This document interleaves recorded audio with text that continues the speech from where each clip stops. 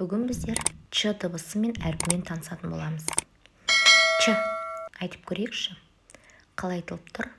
Кедергіге ұшырап тұр. Және де созылмайды. Кедергіге ұшырағандықтан ол дауыссыз дыбыс болады. Суреттен біздер кімдерді көріп тұрмыз? Жеңімпаздарды көріп тұрмыз. Чемпиондарды көріп тұрмыз. Яғни чемпион.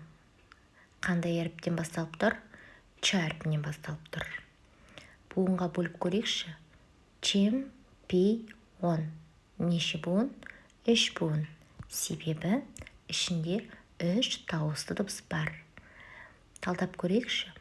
Ч дауыссыз, Е дауысты, М дауыссыз, П дауыссыз, И дауысты, О дауысты, Н дауыссыз.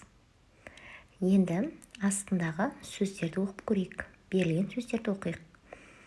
Чек, бір буынды сөз.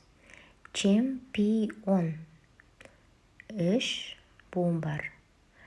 Чемпионат, неше буын бар? 4 буын бар. Себебі ішінде 4 дауысты дыбыс бар екен. Келесі мәтін беріліпті. Олимпиада чемпионы. Сиднейде олимпиада өтті. Оған спортшылар қатысты. Олимпиадада боксшы Бекзат Саттарханов жеңіске жетті. Қазақстандық боксшы олимпиада чемпионы атанды. Бұл жерде мәтінде Бекзат Саттарханов туралы айтылған. Ол қазақтың олимпиада чемпионы. Біздің мақтанышымыз. Келесі бізге ребус берілген. Сол ребустарды шешіп көрейік. Бірінші ч әрпі тұр және де теректің суреті тұр. Терек дегенде алдыңғы 3 әрпін алып тастаймыз. Сонда бізде ек деген буын қалады. Сонда біздерде чек деген сөз шығады. Келесі ш деген сөзге ай деген сөзді қосамыз. Сонда шай деген сөз шығады.